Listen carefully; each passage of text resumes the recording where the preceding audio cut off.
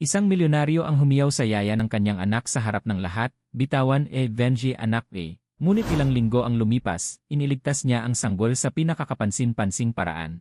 Ang araw ay halos sumisikat pa lamang sa abot-tanaw nang tumigil si Maria Santos, isang dalaga na may edad na 25 taon na may mga mata na kulay amber at kulay kastanyas na kulot na buhok, sa harap ng malaking rehas na bakal.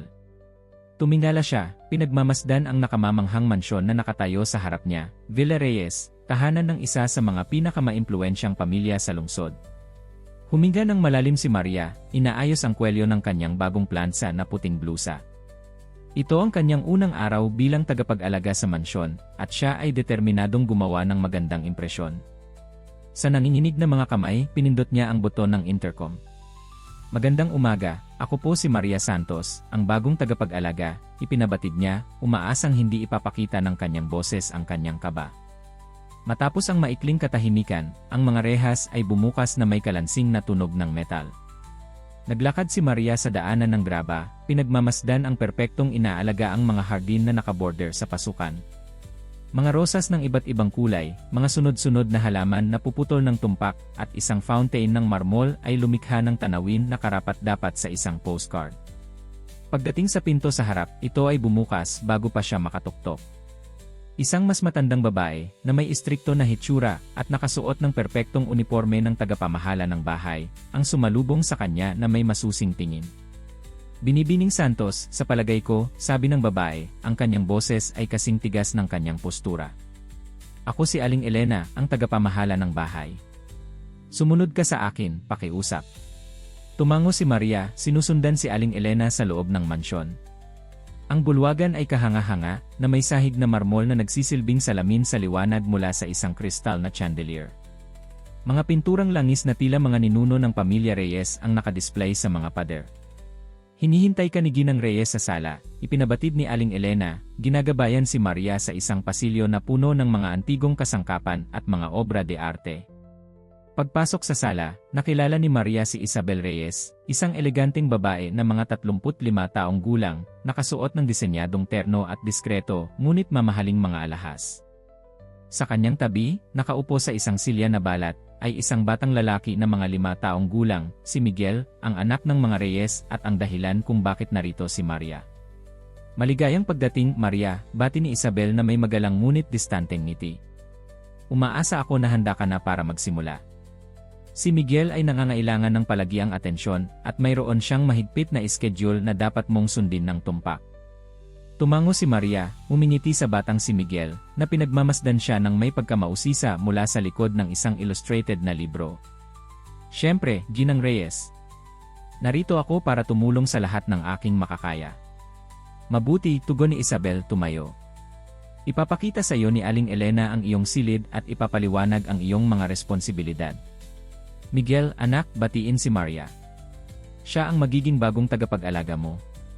Dahan-dahang ibinaba ni Miguel ang libro, ipinakikita ang kanyang malalaki, at kulay tsokolateng mga mata at isang mahiyaing ngiti. Hello, Maria, bulong niya. Hello, Miguel, tugon ni Maria, yumuyuko para makapantay siya sa kanya. Masayang makilala ka. Ano ang libro na binabasa mo? Bago pa makasagot si Miguel, isang malalim at may otoridad na boses ang umugong sa silid. Isabel, nasaan ang mga dokumento na hiningi ko? Tumalikod si Maria upang makita ang isang matangkad at nakamamanghang lalaki na pumasok sa sala. Nakasuot siya ng isang custom-made na terno at ang kanyang mukha ay nagpapakita ng seryoso at distanteng ekspresyon. Ito ay si Antonio Reyes, ang ama ni Miguel at ang may-ari ng mansyon.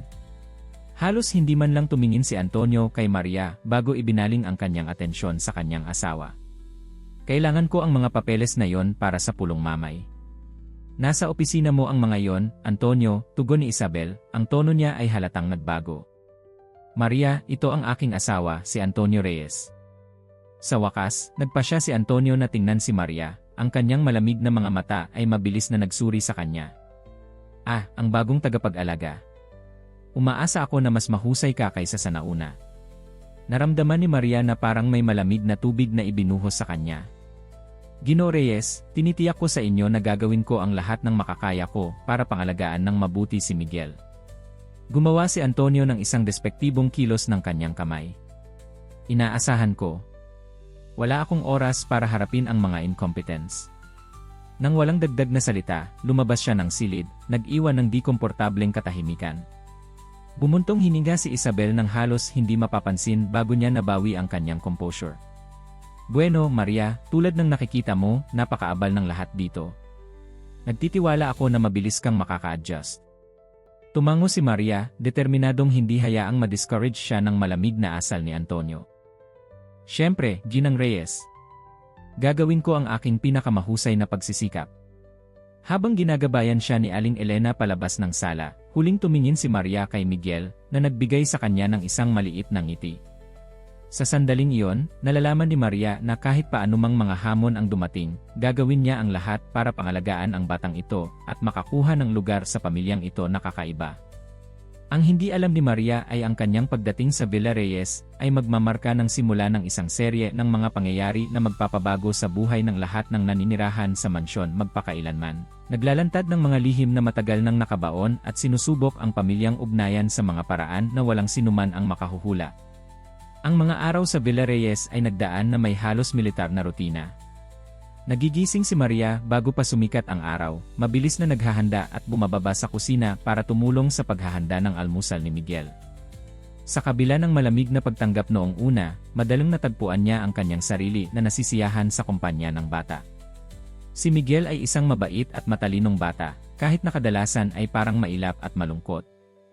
Natuklasan ni Maria na mayroon siyang espesyal na kakayahan na tulungan ang bata na magbukas, at unti-unti, nagsimula siyang makakita ng mga glimpse ng isang masigla at mausisang personalidad na parang itinago sa ilalim ng mga layer ng kahihiyan.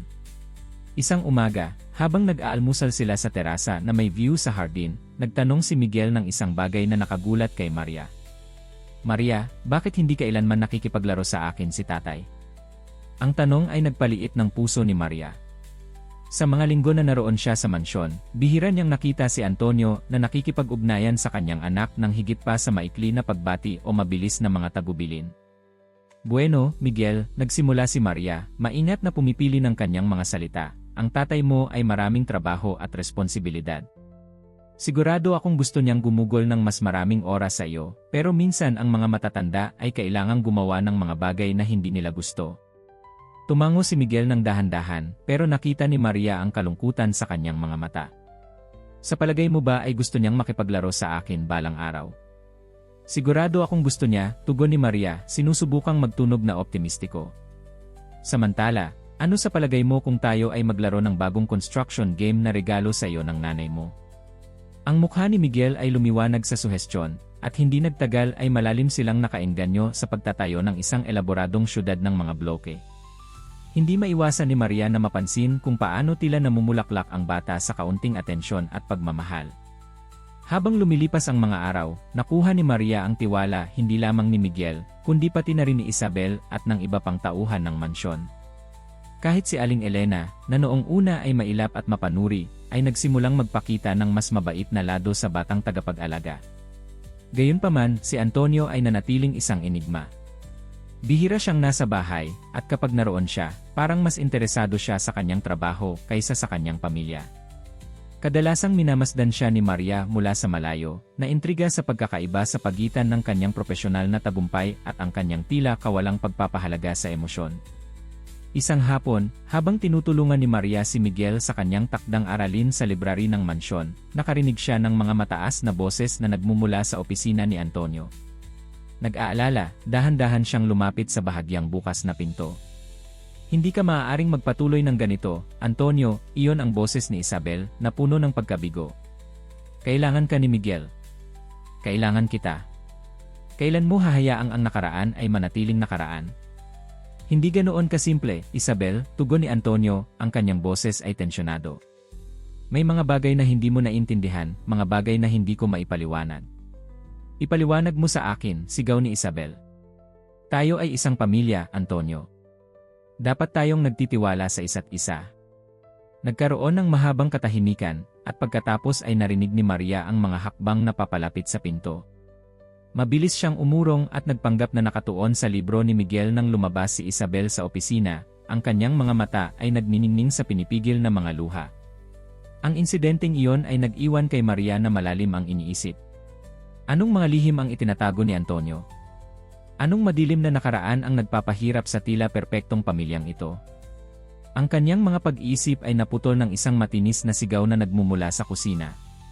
Nang walang pag-aalinlangan, tumakbo si Maria patungo sa pinanggalingan ng tunog, ang kanyang puso ay malakas na tumitibok. Pagpasok sa kusina, nakasalubong siya ng isang nakatatakot na eksena. Si Miguel ay nakatayo, ang kanyang mukha ay pula at ang kanyang mga kamay ay nakahawak sa kanyang lalamunan. Si Aling Elena ay nasa tabi niya, paulit-ulit na hinahampas ang kanyang likod. Nabulunan siya, sigaw ni Aling Elena, halata ang panik sa kanyang boses. Kumilos si Maria sa instinct. Inaalaala ang kanyang pagsasanay sa first aid, mabilis siyang lumapit kay Miguel, inilagay siya sa tamang posisyon at nagsimulang gawin ang Heimlich maneuver. Pagkatapos ng ilang nakaka-anxious na mga sandali, isang piraso ng mansanas ang lumipad palabas mula sa bibig ni Miguel, na agad na nagsimulang umubo at huminga ng may kahirapan. Niyakap ni Maria ang bata, bumubulong ng mga salitang nakakapagpakalma, habang si Aling Elena ay frantically na tumatawag sa mga magulang ni Miguel. Ilang minuto ang nakalipas, pumasok si Isabel sa kusina, kasunod niya si Antonio. Ang ekspresyon ng takot sa kanilang mga mukha ay naging ginhawa nang makita nila si Miguel na humihinga ng normal sa mga bisig ni Maria. Anak ko, bulalas ni Isabel, tumatakbo para yakapin ang kanyang anak. Anong nangyari? Habang ipinaliwanag ni Aling Elena ang sitwasyon, napansin ni Maria ang isang bagay na hindi pa niya nakita, isang lamat sa malamig na faid ni Antonio. Sa maikling sandali, nakita niya ang tunay na takot at pag-aalala sa kanyang mga mata, habang tinitingnan niya ang kanyang anak. Salamat, biglang sabi ni Antonio, nakaharap kay Maria.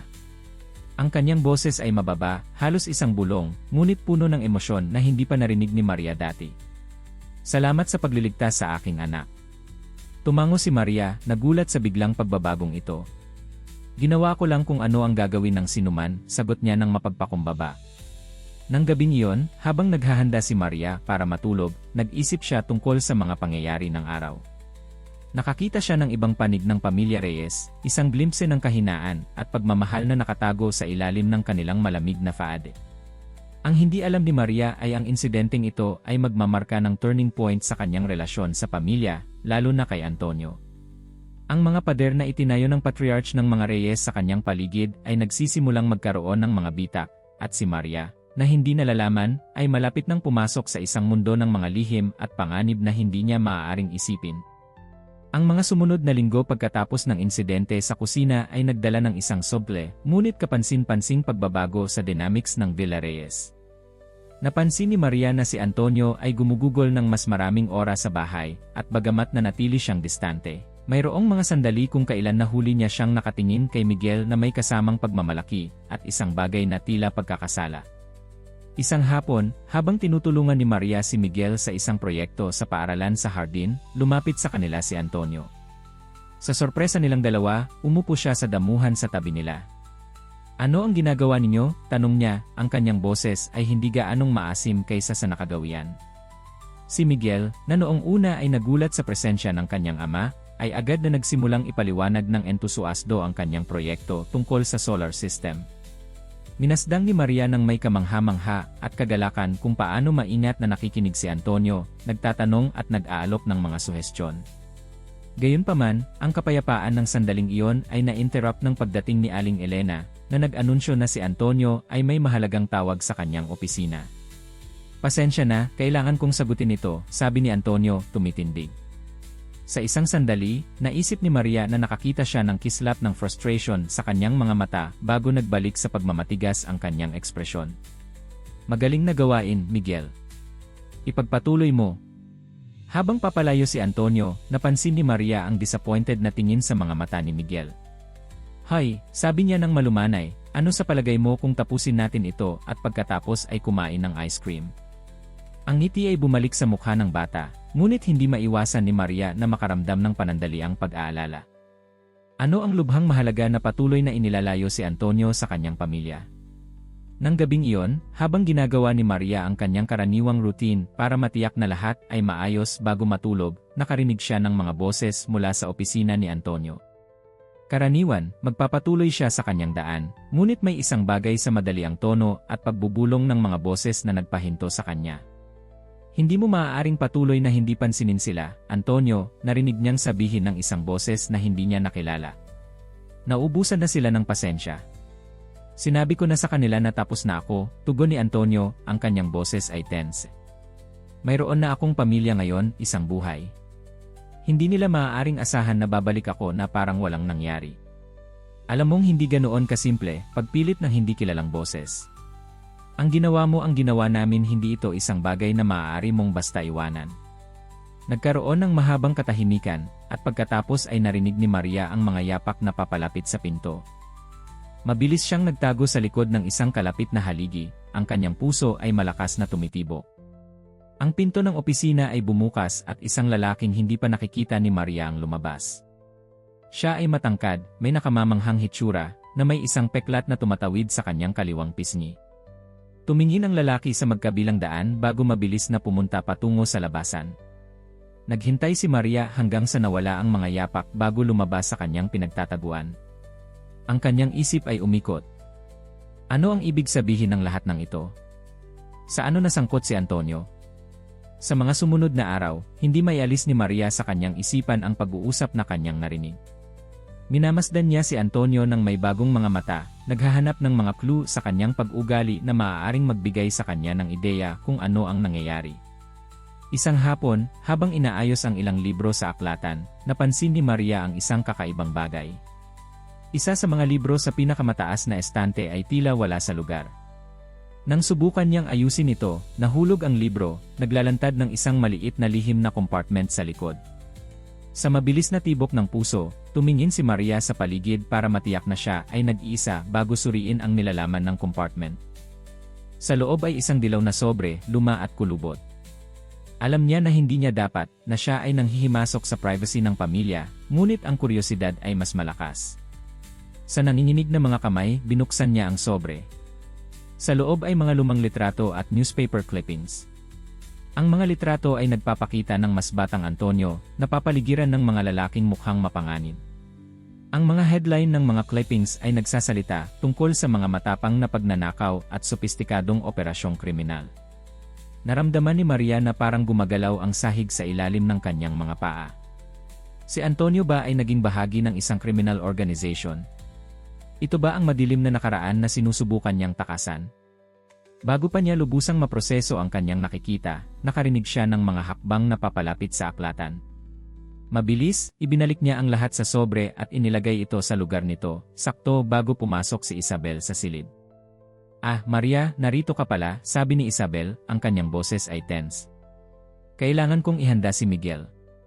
Mayroon kaming mahalagang hapunan ngayong gabi kasama ang ilang mga investor ni Antonio." Tumango si Maria, sinusubukang panatilihin ang kanyang composure. "Siyempre, Ginang Reyes. Aasikaso ko kagad." Habang sinusundan niya si Isabel palabas ng aklatan, hindi maiwasan ni Maria na makaramdam na katatapos lang niyang buksan ang isang kahon ni Pandora. Ang mga lihim ng Villa Reyes ay mas madilim at mas mapanganib kaysa sa inakala niya, at ngayon ay nasa gitna siya ng lahat. Nang gabing iyon, sa hapunan kasama ang mga investor, maingat na pinagmasdan ni Maria ang mga bisita, iniisip kung alin sa kanila ang maaaring konektado sa turbulentong nakaraan ni Antonio. Sa mga kausap, isang partikular na lalaki ang nakakuha ng kanyang atensyon. Siya ay elegante at may karisma, ngunit may isang bagay sa kanyang mga mata na nagpaalala sa kanya. Ito si Ginoong Manuel Navarro, ipinakilala siya ni Antonio.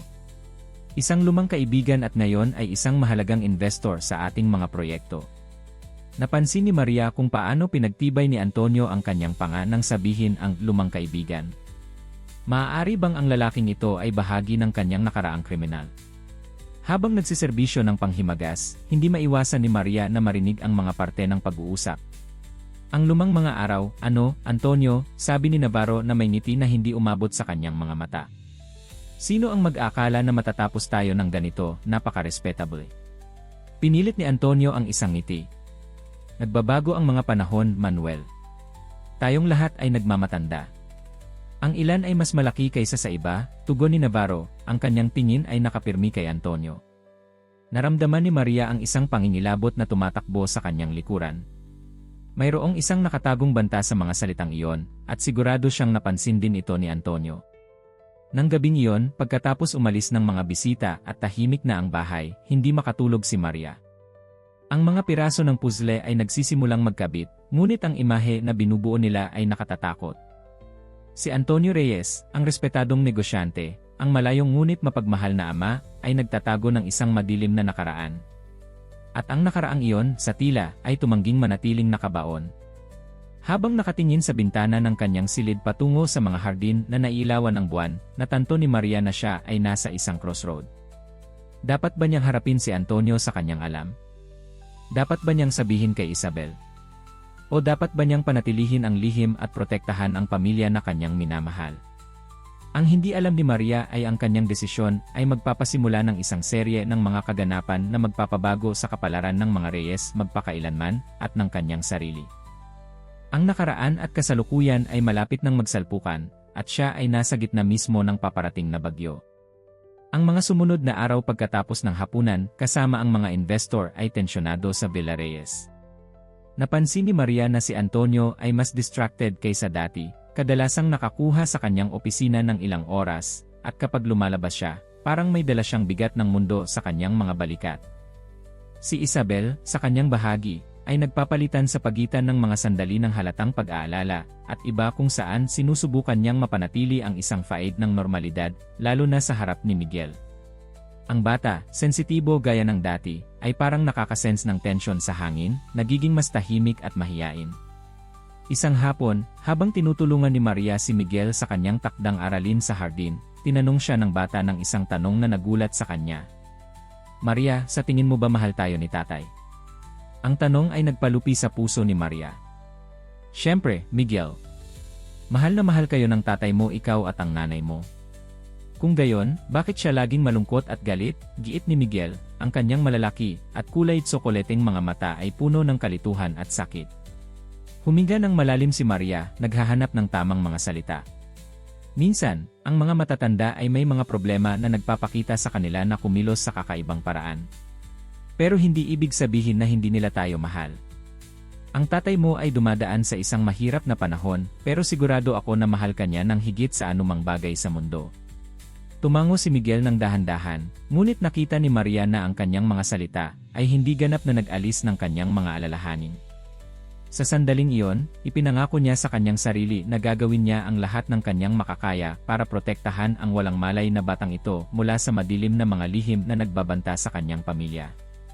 Nang gabing iyon, habang ginagawa ni Maria ang kanyang karaniwang rounds bago matulog, nakarinig siya ng mga nababalisang boses mula sa master bedroom.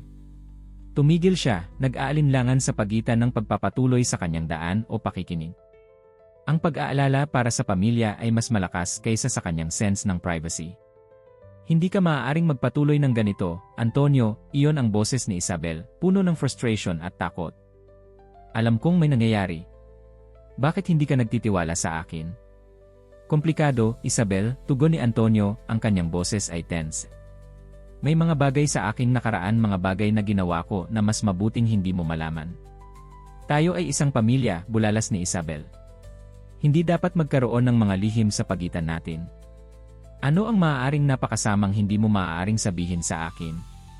Nagkaroon ng mahabang katahimikan, at pagkatapos ay narinig ni Maria ang mga hakbang na papalapit sa pinto. Mabilis siyang nagtago sa likod ng isang malapit na haligi. Ang pinto ay bumukas at lumabas si Antonio, ang kanyang mukha ay isang maskara ng pagdurusa. Pumunta siya sa kanyang opisina, isinara ang pinto ng mas malakas kaysa sa kailangan. Naghintay si Maria ng isang sandali bago lumabas sa kanyang pinagtataguan. Ang kanyang isip ay umikot. Ang sitwasyon ay lumalala at naramdaman niya na kailangan niyang gumawa ng isang bagay. Pero ano? Kinabukasan, habang nililinis ni Maria ang opisina ni Antonio, isang gawaing karaniwang ginagawa ni Aling Elena, ngunit na ipinagkatiwala sa kanya dahil sa sipon, napansin niya ang isang kakaibang bagay. Isa sa mga drawer ng desk ay bahagyang nakabukas, at sa loob ay nakita niya ang gilid ng isang sobre na katulad ng natagpuan niya sa aklatan. Nag-aalanganing tumingin sa pinto para matiyak na walang paparating, gumawa si Maria ng isang impulsibong desisyon. Kinuha niya ang sobre mula sa drawer at binuksan ito. Sa loob ay higit pang mga larawan at dokumento, ngunit ang mga ito ay mas bago kaysa sa nakita niya noon. May mga larawan ni Antonio kasama ni Manuel Navarro at iba pang mga lalaking mukhang kahina-hinala. Ang mga dokumento ay parang mga record ng mga transaksyong pinansyal, ngunit ang mga numero ay astronomical at ang mga pangalan ng mga kumpanya ay hindi pamilyar sa kanya. Biglang nakarinig si Maria ng mga hakbang na papalapit. Sa pagkataranta, sinubukan niyang ibalik ang lahat sa sobre, ngunit sa kanyang pagmamadali, isa sa mga larawan ang nahulog sa sahig, dumula sa ilalim ng desk. Habang yumuyuko si Maria para kunin ito, ang pinto ay bumukas. Pumasok si Antonio, tumigil siya nang makita siya. "Anong ginagawa mo dito?" tanong niya, ang kanyang boses ay mapanganib na mababa. Dahan-dahang tumayo si Maria, ang kanyang puso ay malakas na tumitibok. "Ako ay naglilinis, Ginoong Reyes." Hindi maganda ang pakiramdam ni Aling Elena ngayon. Kumitid ang mga mata ni Antonio, nakatutok sa sobre na hawak pa rin ni Maria. "Ano yan?" Alam ni Maria na siya ay nakulong. Maaari siyang magsinungaling, ngunit may isang bagay sa tingin ni Antonio ang nagsabi sa kanya na ito ay walang silbi. Huminga siya ng malalim at nagpa siyang harapin ang sitwasyon ng diretsyo. "Ginoong Reyes, alam kong hindi ko lugar, pero nakakita ako ng mga bagay, nakarinig ako ng mga bagay. Alam kong nasa problema ka, at gusto kong tumulong." Tinitigan siya ni Antonio ng matagal na parang walang hanggan. Pagkatapos, sa sorpresa ni Maria, ang kanyang mga balikat ay bumagsak at ibinaba niya ang kanyang sarili sa kanyang upuan. "Wala kang ideya kung saan ka naglalagay ng sarili mo, Maria," sabi niya, ang kanyang boses ay pagod. "May mga bagay sa aking nakaraan, mga bagay na ginawa ko na hindi ko mababago." "Pero sinusubukan mong magbago ngayon, tama?" tanong ni Maria ng malumanay. "Para kay Miguel, para sa iyong pamilya." Tumango si Antonio ng dahan-dahan. "Sinusubukan ko. Pero may mga taong ayaw akong pakawalan. Mga mapanganib na tao. Tulad ni Manuel Navarro," sabi ni Maria, at nakita niya kung paano naninigas si Antonio sa pagkarinig ng pangalan. Sa wakas ay inamin niya. "Si Manuel at ako dating magkatrabaho. Sa mga bagay na hindi legal. Inakala ko na iniwan ko na ang lahat ng iyon nang makilala ko si Isabel, pero ngayon gusto nila na bumalik ka," kinumpleto ni Maria. Tiningnan siya ni Antonio na may halong sorpresa at respeto. "Mas mapagmasid ka kaysa sa iniisip ko." "Ginoong Reyes," sabi ni Maria, tinitipon ang lahat ng kanyang tapang, "alam kong hindi ko lugar, pero sa tingin ko dapat mong sabihin ang lahat ng ito kay Ginang Isabel. Mahal ka niya at magkasama kayo ay maaaring makahanap ng isang solusyon." Umiling si Antonio. "Hindi ko siya mailalagay sa panganib. Ni siya ni si Miguel. Kung malalaman nila ang katotohanan." Nagdurusa na sila, malumanay na nagsalita si Maria. "Iniisip ni Miguel na hindi mo siya mahal. Si Ginang Isabel ay desperado na tulungan ka. Ang mga lihim ay nagwawasak sa kanila tulad ng anumang panlabas na panganib." Nanatiling tahimik si Antonio ng mahabang sandali, isinasaalang-alang ang mga salita ni Maria. Sa wakas, tuminala siya, at nakita ni Maria ang isang determinasyon na hindi pa niya nakita noon sa kanyang mga mata. "Tama ka," sa wakas ay sinabi niya. "Masyadong abala ako sa pagsisikap na protektahan sila na hindi ko napansin na sinasaktan ko sila. Kailangan kong makipag-usap kay Isabel." Nakaramdam si Maria ng napakalaking kaluwagan. "Iyon ang tama, Ginoong Reyes. At kung makakatulong ako sa anumang paraan." Tiningnan siya ni Antonio na may halong pasasalamat at pag-aalala. "Nagawa mo na ang higit pa sa dapat mong gawin, Maria. Maaaring mapanganib ito. Ayaw kitang isali ng higit pa sa kinakailangan." "Kasali na ako," matatag na tugon ni Maria. "Nag-aalala ako sa pamilyang ito. Kay Miguel, kay Ginang Isabel at sa inyo rin." Tumango si Antonio ng dahan-dahan. "Salamat, Maria. Ikaw ay isang mabuting tao. Mas mabuti kaysa sa nararapat sa amin." Nang gabing iyon, hindi makatulog si Maria. Ang kanyang isipan ay umikot, paulit-ulit na sinusuri ang pag-uusap niya kay Antonio. Alam niyang ginawa niya ang tama sa paghimok sa kanya na makipag-usap kay Isabel, ngunit hindi niya maiwasang makaramdam ng isang pagkabalisa sa tiyan. Ano ang mangyayari ngayon? Paano kaya tutugon si Isabel? At ang pinakamahalagang tanong, ano ang gagawin nila sa banta na kinakatawan ni Manuel Navarro at ng kanyang grupo? Kinaumagahan, ang atmosfera sa Villa Reyes ay iba. Nakaramdam si Maria nito sa sandaling bumaba siya sa kusina. Tiningnan siya ni Aling Elena na may halong kuryosidad at pag-aalala. Ang mga ginoo at ginang ay nakakuha sa opisina buong gabi, bulong ng tagapamahala ng bahay. May malaking nangyayari, Maria. At pakiramdam ko ay alam mo ng higit kaysa sa ipinapakita mo.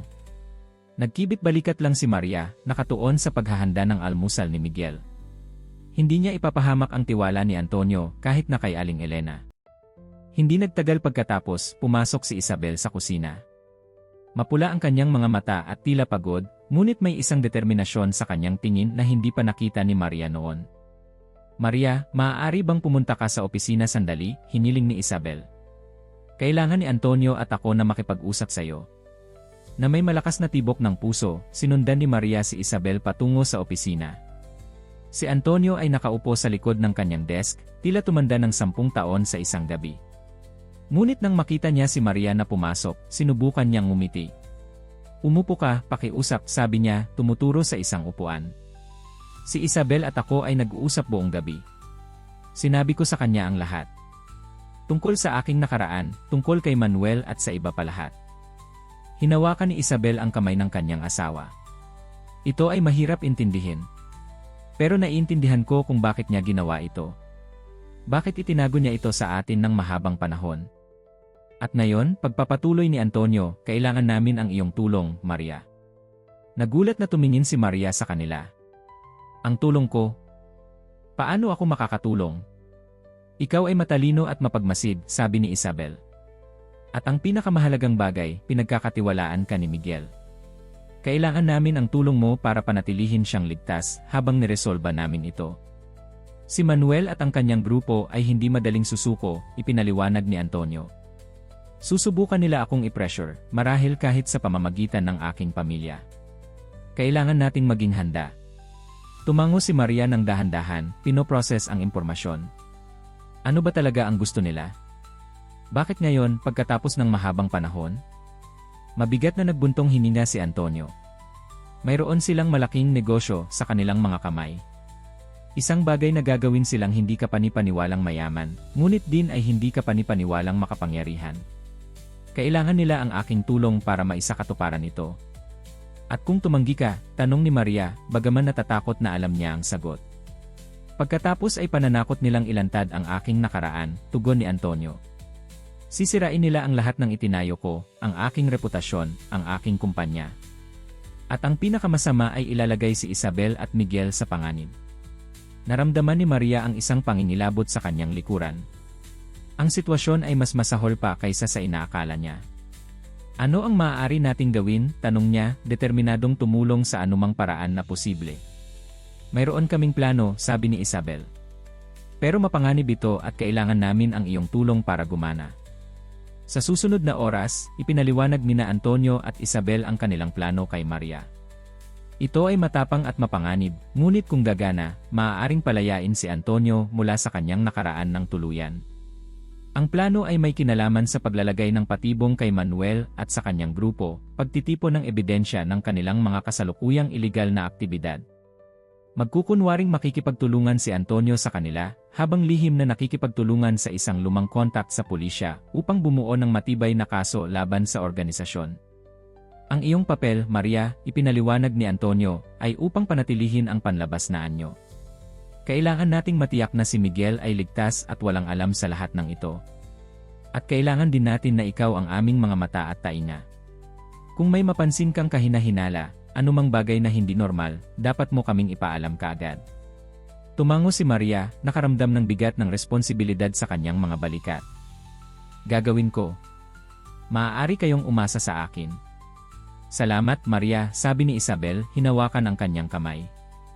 Hindi mo alam kung gaano kahalaga ito sa amin. Habang lumalabas siya sa opisina, natanto ni Maria na ang kanyang buhay ay hindi na maibabalik sa dati.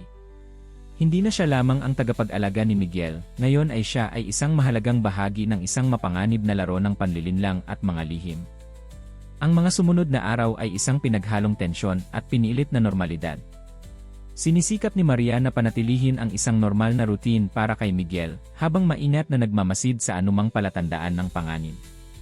Si Antonio ay gumugugol ng mas maraming oras sa labas ng bahay, di umano'y nasa mga pulong ng negosyo, ngunit alam ni Maria na nagtatrabaho siya sa plano. Si Isabel, sa kanyang bahagi, ay nagpapanatili ng isang faed ng kalmado, ngunit nakikita ni Maria ang takot sa kanyang mga mata sa tuwing lumalabas si Antonio sa pinto. Isang hapon, habang naglalaro si Maria at si Miguel sa hardin, napansin niya ang isang hindi pamilyar na kotse na nakaparada sa kabilang kalye. Isang lalaki na may madilim na salamin ay nakaupo sa manibela, tila nagmamasid sa bahay. Naramdaman ni Maria na nanlamig ang kanyang dugo. Casual na dinala niya si Miguel sa loob, tinitiyak na isara ang lahat ng pinto at bintana.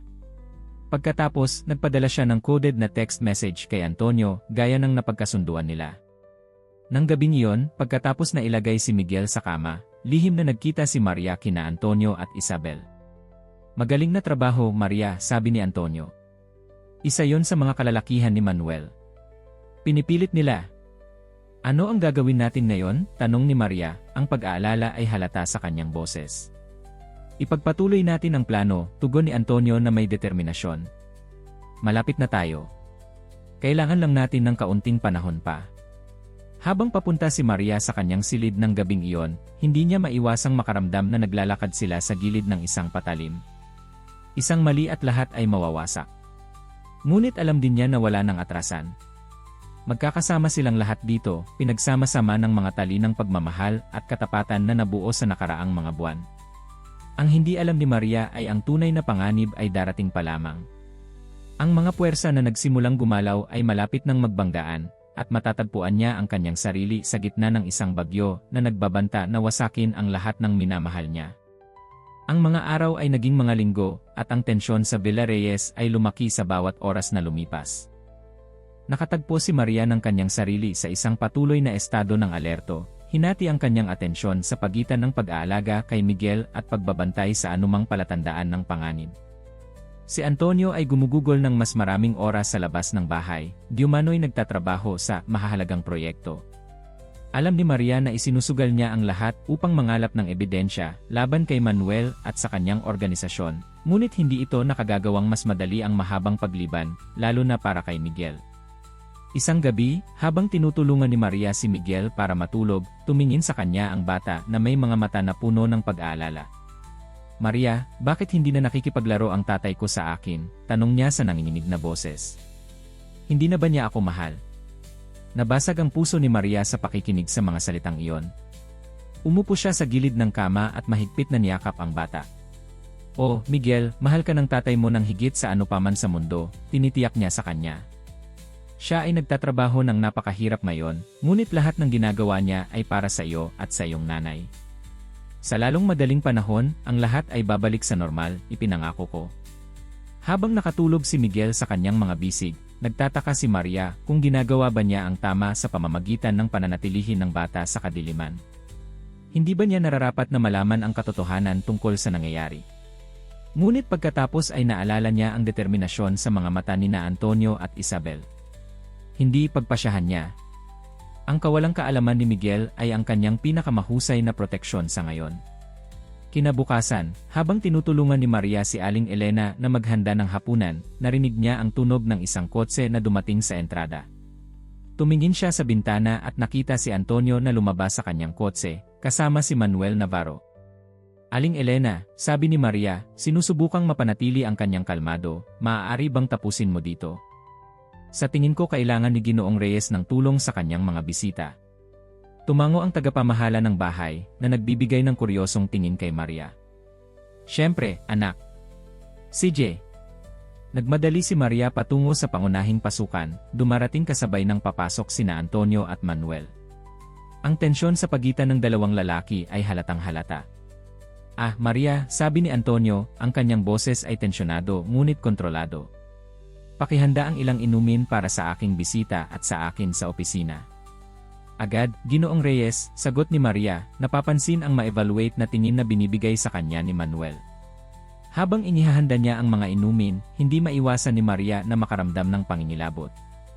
May isang bagay kay Manuel Navarro na nagpapangamba sa kanya. Ang kanyang ngiti ay hindi umaabot sa kanyang mga mata, at may isang lamig sa kanyang tingin na nagsasalita ng panganib. Nang dinala niya ang mga inumin sa opisina, nakarinig siya ng mga fragment ng pag-uusap. "Hindi ka maaaring patuloy na magpaliban, Antonio," sinasabi ni Manuel, ang kanyang boses ay malumanay ngunit nagbabanta. Kailangan namin ng sagot sa lalong madaling panahon. Sinabi ko sa iyo na nagtatrabaho ako dito, tugon ni Antonio. Ang mga bagay na ito ay nangangailangan ng oras. Pumasok si Maria, inilagay ang mga inumin sa mesa. Napansin niya kung paano biglang huminto ang pag-uusap at kung paano siya tinitingnan ni Manuel ng may halong kuryosidad at suspetsa. Salamat Maria, sabi ni Antonio. Iyon na lahat. Habang lumalabas siya sa opisina, naramdaman ni Maria ang tingin ni Manuel na nakatuon sa kanyang likod. Alam niyang kailangan niyang ipaalam kay Isabel kaagad. Natagpuan niya si Ginang Reyes sa aklatan, nagkukunwaring nagbabasa ng isang libro, ngunit halatang nag-aalala. Ginang Isabel, bulong ni Maria, isinara ang pinto sa likod niya. Si Ginoong Navarro ay nandito. Halatang namutla si Isabel. Ano? Bakit hindi ako sinabihan ni Antonio? Hindi ko alam, tugon ni Maria. Pero mukhang tensyonado siya. Nasa opisina sila ngayon. Tumayo si Isabel, ang kanyang mukha ay isang maskara ng determinasyon. Salamat, Maria. Pakitiyak na hindi bumaba si Miguel. Ayokong makita niya ang lalaking iyon. Tumango si Maria at mabilis na umakyat sa silid ni Miguel. Ang bata ay malalim na nakatuon sa kanyang mga laro, walang kaalam-alam sa drama na nangyayari sa ilalim ng kanyang bubong. Ang mga oras ay dahan-dahang lumipas. Pinanatili ni Maria si Miguel na abala sa mga laro at kwento. Ang lahat ng oras ay nakikinig sa anumang hindi pangkaraniwang tunog mula sa ibaba. Sa wakas, narinig niya ang tunog ng pangunahing pinto na isinasara. Tumingin siya sa bintana at nakita ang kotse ni Manuel Navarro na papalayo. Miguel, anak, sabi ni Maria, ano sa tingin mo kung tayo ay pumunta sa kusina para sa isang merienda? Habang bumababa sila sa hagdan, nakita ni Maria sina Antonio at Isabel na lumalabas sa opisina. Parehong tila pagod at nag-aalala. Tatay, bulalas ni Miguel, tumatakbo patungo kay Antonio. Mahigpit na niyakap ni Antonio ang kanyang anak, na parang isang lifeline sa gitna ng isang bagyo. Hoy, kampiyon! Kumusta ang araw mo? Habang entusiasdong ikinukwento ni Miguel ang tungkol sa kanyang mga laro, nakipagpalitan ng makabuluhang tingin si Maria kay Isabel. Bahagyang tumango ang ginang, ipinapahiwatig na mag-uusap sila mamaya. Nang gabing iyon, pagkatapos matulog si Miguel, nagkita si Maria kina Antonio at Isabel sa opisina. Ang mga bagay ay nagiging komplikado, sabi ni Antonio nang walang paligoy-ligoy. Si Manuel ay naubusan ng pasensya. Gusto niyang sumali ako sa isang mahalagang operasyon sa susunod na linggo. Anong klaseng operasyon? Tanong ni Maria, natatakot sa sagot. Isang pagnanakaw, tugon ni Antonio, ang kanyang boses ay puno ng pagkasuklam. Sa malaking scale. Kung maganda ang resulta, ito ang magiging pinakamalaking panghihina na ginawa nila kailanman. At kung tumanggi ka, tanong ni Isabel, bagaman sa kanyang tono ay tila alam na niya ang sagot. Isinara ni Antonio ang kanyang mga mata, ang kanyang mukha ay isang maskara ng pagdurusa. Kung gayon ay ilalantad nila ang lahat. Ang aking nakaraan, ang aking mga koneksyon sa kanila. Lahat ng pinagsikapan natin ay mawawala. Naramdaman ni Maria na nanlamig ang kanyang dugo. Ang sitwasyon ay mas malala kaysa sa inakala niya. Anong gagawin natin? Tanong niya, ang kanyang boses ay halos isang bulong. Nagpalitan ng tingin si Antonio kay Isabel bago sumagot. Sasali ako. Hindi, bulalas ni Maria, nagulat sa kanyang sariling kasiglahan. Hindi mo maaaring gawin yan. Masyadong mapanganib. Wala akong pagpipilian, matatag na sagot ni Antonio. Pero hindi ko gagawin ito para tulungan sila. Ito ang ating pagkakataon para hulihin sila. Hinawakan ni Isabel ang kamay ng kanyang asawa. Si Antonio ay nakipag-ugnayan sa isang detective ng pulisya, isang lumang pinagkakatiwalaang kaibigan. Maghahanda sila ng isang operasyong lihim. Ang ideya, pagpapatuloy ni Antonio, ay sasali ako sa pagpaplano ng pagnanakaw, nagbibigay ng mahalagang impormasyon sa pulisya sa proseso. Kapag dumating na ang oras ng operasyon, ang pulisya ay handa nang hulihin si Manuel at ang kanyang buong organisasyon na may mga kamay sa akto. Nakikinig si Maria ng may halong pagkamangha at takot. Ito ay isang matapang na plano, ngunit hindi ka panipaniwalang mapanganib. Paano kung may mali? Tanong niya. Paano kung maghinala si Manuel? Ito ay isang panganib na kailangan nating gawin, tugon ni Antonio. Ito ang ating tanging pagkakataon na palayain ang ating sarili mula sa kanila ng tuluyan. Tumango si Maria ng dahan-dahan, pinoprocess ang impormasyon. Paano ako makakatulong? Kailangan mo na patuloy na gawin ang ginagawa mo, sabi ni Isabel. Panatilihin si Miguel na ligtas at walang kaalam-alam sa lahat ng ito. At patuloy na maging aming mga mata at tainga. Kung may mapansin kang kahina-hinala, anumang bagay, kailangan namin malaman kaagad. Gagawin ko, pangako ni Maria. Maaari kayong umasa sa akin. Ang susunod na mga araw ay isang paghihirap ng paghihintay at tensyon.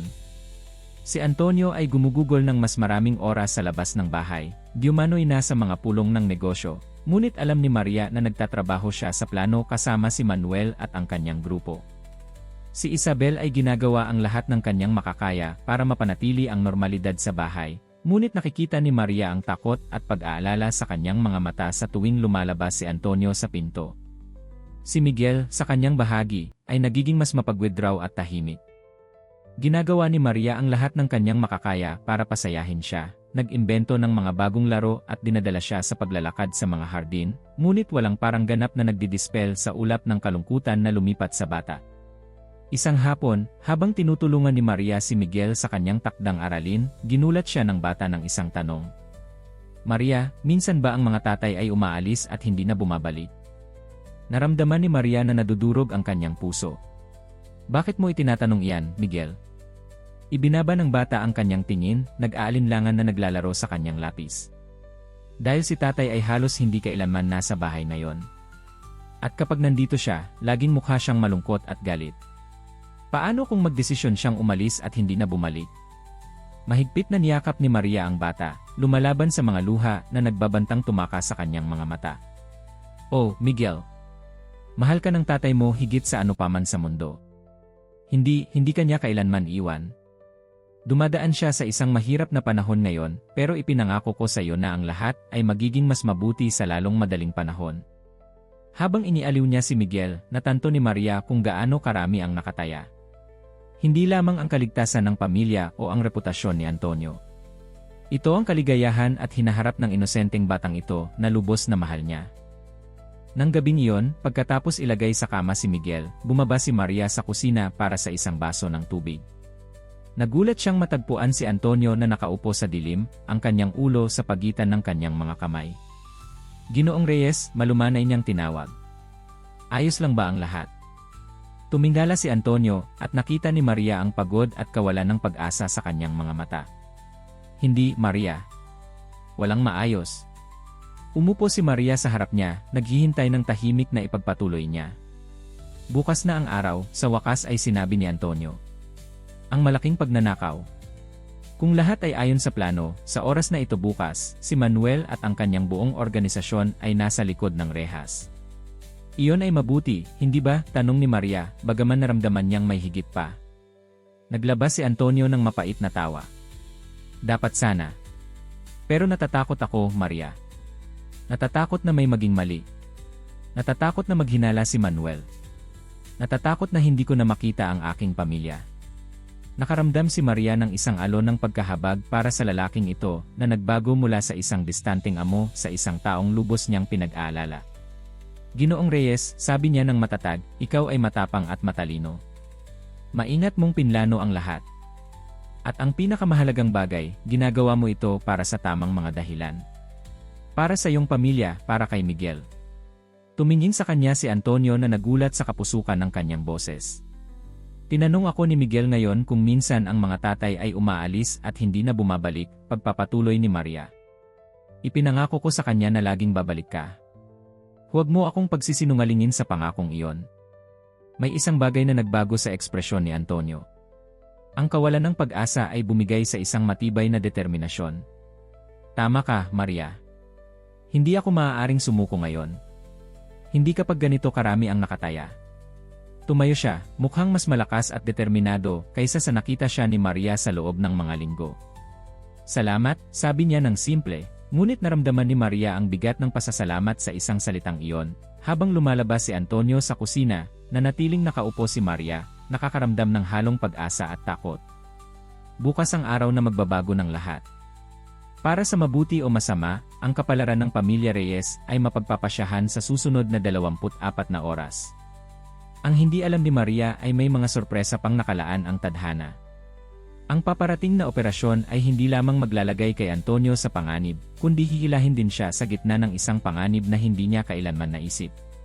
Ang bukang liwayway ng mapagpasyang araw ay dumating na may mapanlinlang na katahimikan.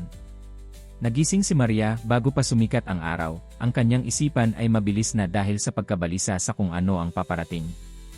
Nagbihis siya ng mekaniko at bumaba sa kusina, nagulat na matagpuan si Isabel na nandoon na, naghahanda ng kape sa nanginginig na mga kamay. Magandang umaga, Ginang Reyes, malumanay na bumati si Maria. Humarap si Isabel, at nakita ni Maria ang mga maitim na bilog sa ilalim ng kanyang mga mata, patunay ng isang gabing walang tulog. Magandang umaga, Maria, sagot niya na may pilit ng ngiti. Kape. Tumango si Maria, tinatanggap ang tasa na inaalok ni Isabel. Naupo sila sa katahimikan, bawat isa ay nawala sa kanilang sariling mga iniisip. Umalis na si Antonio, sa wakas ay sinabi ni Isabel, ang kanyang boses ay halos isang bulong. Umalis siya bago sumikat ang araw. Sinabi niya na mas mabuti iyon. Inabot ni Maria ang kamay ni Isabel, malumanay na pinisil ito. Magiging maayos ang lahat, sabi niya, nais na maniwala sa kanyang sariling mga salita. Ang araw ay lumipas na may agonizing na pagkabagal. Nagsumikat si Maria na mapanatili ang isang faid ng normalidad para kay Miguel, ngunit ang bata ay tila nakakaramdam na may mali. Siya ay mas tahimik kaysa sa karaniwan, nakadikit kay Maria na parang natatakot na maaari siyang mawala rin. Sa kalagitnaan ng hapon, habang tinutulungan ni Maria si Miguel sa isang puzzle sa sala, napansin niya ang isang hindi pamilyar na kotse na nakaparada sa harap ng bahay. Isang pangingilabot ang tumalad sa kanyang likuran nang makita niya ang dalawang lalaking mukhang mabangis na lumabas sa sasakyan at tumungo sa pasukan. Miguel, anak, sabi niya, pinapanatili ang kalmado sa kanyang boses, bakit hindi ka umakyat sa iyong kwarto at tapusin ang drawing na sinimulan mo kaninang umaga? Pupuntahan kita sa ilang sandali. Halos umakyat pa lamang si Miguel sa hagdan nang tumunog ang doorbell. Nakipagpalitan si Maria ng alarming na tingin kay Isabel na lumitaw sa pinto ng sala. Ako ang sasagot, sabi ni Isabel na may tibay na nagulat kay Maria. Mula sa kanyang posisyon, narinig ni Maria ang pag-uusap sa pasukan. Ginang Reyes, sabi ng isang malalim at nagbabantang boses, kailangan naming makausap ang iyong asawa. Ito ay mahalaga. Ang aking asawa ay wala sa bahay, malamig na sagot ni Isabel. At hindi kayo welcome dito. Iminumungkahi ko na umalis kayo bago ako tumawag sa pulisya. Nagkaroon ng isang sandali ng tensyon sa katahimikan, at pagkatapos ay narinig ni Maria ang tunog ng sapilitang mga hakbang. Pumilit pumasok ang mga lalaki. Natatakot ako na hindi mo nauunawaan ang sitwasyon, Ginang Reyes, sabi ng parehong boses. May utang sa amin ang iyong asawa, at sisingilin namin ito sa isang paraan o sa iba. Naramdaman ni Maria na nanlamig ang kanyang dugo. Nang hindi nag-iisip ng 2 beses, kinuha niya ang kanyang telepono at nagpadala ng isang urgent text message sa numero na ibinigay sa kanya ni Antonio para sa mga emergency. Pagkatapos, pinalakas ang kanyang loob, lumabas siya sa bulwagan. Ang 2 lalaki, malaki at nagbabanta, ay napapaligiran si Isabel sa pader. Ginang Reyes, tawag ni Maria, sinusubukang panatilihin ang kanyang boses na matatag, kailangan kayo ni Miguel sa itaas. Ako ang bahala sa ating mga bisita. Tinignan siya ni Isabel na may halong sorpresa at pasasalamat, nauunawaan ang estratehiya ni Maria. Sa isang halos hindi mapapansing tango, mabilis siyang umakyat sa hagdan.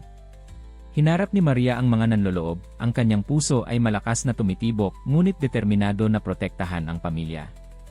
Mga Ginoo, sabi niya na may kalmadong hindi niya nararamdaman, tulad ng nakikita nyo, wala rito si Ginoong Reyes. Iminumungkahi ko na umalis kayo ngayon. Ang pulisya ay nasa daan na. Ang mas malaking lalaki sa dalawa ay lumapit kay Maria, ang kanyang mukha ay isang maskara ng nakontrolang galit. At sino ka para bigyan kami ng mga utos, batang babae? Itinaas ni Maria ang kanyang baba, tumangging matakot. Ako ay isang taong walang maiiwanan. At tinitiyak ko sa inyo, kung sasaktan nyo ang pamilyang ito, ikasasama nyo. Sa isang sandali, tila parang hahampas siya ng lalaki. Isinara ni Maria ang kanyang mga mata, naghahanda para sa impact. Ngunit pagkatapos, ang tunog ng mga sirena sa distansya ay nagpahinto sa mga nanloloob. Hindi pa tapos ito, brunido ng lalaki, bago silang parehas ay mabilis na lumabas ng bahay. Bumagsak si Maria sa pader, nanginginig sa ginhawa at adrenaline. Ngunit alam niya na hindi pa siya maaaring bumaba ng bantay. Mabilis niyang isinara at nilock ang pangunahing pinto at inactivate ang security system. Tumakbo siya paakyat sa hagdan, natagpuan si Isabel at Miguel na nagyayakapan sa silid ng bata. "Okay lang ba kayo?" tanong niya, halos nawawalan ng hininga. Tumango si Isabel, niyakap si Miguel ng mas mahigpit. "Salamat sa iyo, Maria. Hindi ko alam kung ano ang gagawin namin kung wala ka." Sumali si Maria sa yakap, nararamdaman ang panginginig sa maliit na katawan ni Miguel. "Okay na ang lahat ngayon," bulong niya, bagaman alam niyang malayo pa silang ligtas sa panganib. Ang sumunod na mga oras ay isang paghihirap ng paghihintay. Dumating ang pulisya at kumuha ng mga pahayag, ngunit sina Maria at Isabel ay maingat na hindi naglantad ng masyadong marami, sinusunod ang mga tagubilin ni Antonio. Nang sa wakas ay bumagsak ang gabi, nakatulog na si Miguel, napagod sa stress at takot. Umupo sina Maria at Isabel sa sala, nagugulat sa bawat tunog, naghihintay ng balita mula kay Antonio. Lampas na hating gabi nang sa wakas ay tumunog ang telepono. Kinuha ito ni Isabel sa nanginginig na mga kamay, inilagay sa speaker. Antonio, ang kanyang boses ay halos isang bulong. "Isabel, mahal ko," ang boses ni Antonio ay tunog na pagod ngunit mapagwagi. "Tapos na. Nahuli namin sila. Silang lahat." Nagpalitan ng tingin ng ginhawa at kagalakan sina Maria at Isabel. "Okay ka ba?" tanong ni Isabel, ang mga luha ay malayang tumataka sa kanyang mga pisngi. "Okay ako," sagot ni Antonio. "Pagod pero okay. Uwi na ako sa lalong madaling panahon. Maraming paperwork na kailangang gawin, ngunit siniguro sa akin ni Detective Mendoza na maaari kong gawin ito bukas. Sa ngayon, gusto ko lang na bumalik sa bahay sa inyo." "Hinihintay ka namin," sabi ni Isabel, ang kanyang boses ay puno ng pagmamahal at ginhawa. Pagkatapos ibaba ang telepono, humarap si Isabel kay Maria, ang kanyang mga mata ay kumikinang sa mga luha at pasasalamat. "Maria, hindi ko alam kung paano magpapasalamat sa iyo. Ang ginawa mo ngayon ang paglaban sa mga lalaking iyon ay hindi ka panipaniwalang matapang." Naramdaman ni Maria na namumula siya. "Ginawa ko lang kung ano ang gagawin ng sinuman. Ang pamilyang ito kayo ay nangangahulugan ng marami sa akin." Mahigpit siyang yakap ni Isabel. "Higit ka pa sa isang empleyado, Maria. Ikaw ay bahagi ng pamilyang ito." Kalahating oras ang nakalipas, narinig nila ang tunog ng isang kotse sa pasukan. Tumakbo si Isabel sa pinto, na sinusundan ng malapit ni Maria. Halos hindi pa nakakapasok si Antonio sa bahay nang lumusob si Isabel sa kanyang mga bisig. Pinagmasdan ni Maria ang emosyonal na muling pagkikita, nakakaramdam ng halong kagalakan at isang kakaibang pakiramdam ng hindi pagkabilang. Paalis na siya nang tahimik nang tawagin siya ni Antonio. "Maria," sabi niya, inaabot ang kanyang braso sa kanya. "Halika rito. Ikaw rin ay bahagi nito." Na may mga luha sa kanyang mga mata, sumali si Maria sa pamilyang yakap. Sa isang sandali, lahat ng mga takot at panganib ng nakaraang mga linggo ay tila nawala. Mamaya ng gabing iyon, pagkatapos na magising si Miguel at nagkaroon ng sariling emosyonal na muling pagkikita sa kanyang ama, nagtipon ang pamilya at si Maria sa sala. Si Antonio, bagamat halatang pagod, ay nagsimulang magkwento kung ano ang nangyari. Ang plano ay gumana ng perpekto, ipinaliwanag niya. Si Manuel at ang kanyang grupo ay direktang nahulog sa patibong. Nahuli sila ng pulisya sa akto, may sapat na ebidensya para ikulong sila ng mahabang panahon. "At ano ang mangyayari sa iyo?" tanong ni Maria, nagpapahayag ng pag-aalala na mayroon silang lahat. Ngumiti si Antonio ng pagod. Si Detective Mendoza ay naging napaka-understanding. "Sa pananaw ng aking kooperasyon at ang panganib na aking kinuha, inaalok nila sa akin ang kaligtasan mula sa pag-uusig. Kailangan kong magbigay ng testimonya, syempre, ngunit hindi ako haharapin ng mga kaso." Bumuntong hininga si Isabel ng ginhawa. "Tapos na ba? Talaga bang tapos na?" "Mahal ko," sagot ni Antonio, hinawakan ang kanyang kamay. "Tapos na. Maaari tayong magsimula muli, walang mga lihim, walang mga takot." Naramdaman ni Maria ang isang alon ng kaligayahan para sa pamilya, ngunit din isang kirot ng kalungkutan. Ngayong tapos na ang lahat, ano ang magiging lugar niya? Na parang binabasa ang kanyang mga iniisip, humarap sa kanya si Antonio. "Maria, hindi ko masyadong mapasalamatan ang lahat ng ginawa mo. Hindi lamang sa pag-aalaga kay Miguel, kundi sa pagprotekta sa aming pamilya, sa paglalagay sa panganib ng iyong sariling kaligtasan. Hindi ninyo kailangang magpasalamat sa akin, nagsimula si Maria, ngunit malumanay siyang pinutol ni Antonio. Kailangan namin. At gusto naming gawin ang higit pa sa pagpapasalamat sa iyo. Nakipagpalitan siya ng tingin kay Isabel na tumango na may ngiti. Maria, gusto naming manatili ka sa amin, hindi lamang bilang tagapag-alaga ni Miguel, kundi bilang bahagi ng aming pamilya. Nakaramdam si Maria na nawalan siya ng hininga. Ako hindi ko alam kung ano ang sasabihin. Sabihin, pumagit na si Miguel, ang kanyang mga mata ay kumikinang sa pag-asa. Pakiusap, Maria. Manatili ka sa amin. Na may mga luha sa kanyang mga mata, tumango si Maria. Sabi niya ng malumanay. Mananatili ako. Ang susunod na mga araw ay isang buhawi ng aktibidad. Si Antonio ay gumugugol ng mahabang oras sa pulisya at mga fiskal, nagbibigay ng lahat ng impormasyon na mayroon siya tungkol sa organisasyon ni Manuel. Si Isabel ay abala sa pamamahala ng press, na siyempre ay nasa frenzy tungkol sa pagbagsak ng isa sa mga pinaka-notorious na criminal organization sa lungsod. Si Maria, sa kanyang bahagi, ay nakatuon sa pagpapanatili kay Miguel na abala at masaya. Pinoprotektahan siya ng pinakamahusay na paraan mula sa kaguluhan na nakapalibot sa pamilya. Ngunit ngayon, ang kanyang papel ay lampas sa pagiging tagapag-alaga lamang. Siya ay isang konfidente para kay Isabel, isang suporta para kay Antonio, at higit pa, isang pangalawang ina para kay Miguel. Isang hapon, habang naglalaro sina Maria at Miguel sa hardin, nagtanong ang bata ng isang bagay na nagulat sa kanya. Maria, sabi niya, ang kanyang boses ay seryoso, ngayong ikaw ay bahagi ng pamilya, ibig sabihin ba noon na ikaw ay tulad ng aking nakatatandang kapatid na babae? Naramdaman ni Maria na nagkaroon ng bukol sa kanyang lalamunan. Bueno, Miguel, sagot niya ng maingat, ako ay bahagi ng pamilya, ngunit sa isang espesyal na paraan. Ako ay tulad ng isang karagdagang tagapagbantay para sa iyo. Isang taong palaging nandyan para alagaan ka at mahalin ka, kasama ng iyong mga magulang. Tila nag-isip si Miguel tungkol dito ng sandali bago tumango. Gusto ko yon, sa wakas ay sinabi niya, niyayakap si Maria. Mahal kita, Maria. Mahal din kita, Miguel, sagot ni Maria, mahigpit siyang niyayakap. Nang gabing iyon, pagkatapos ilagay si Miguel sa kama, sumali si Maria kina Antonio at Isabel sa study. Nabuo nila ang tradisyon na nagkikita doon bawat gabi, nagbabahagi ng mga pangyayari ng araw at nagpaplano para sa hinaharap.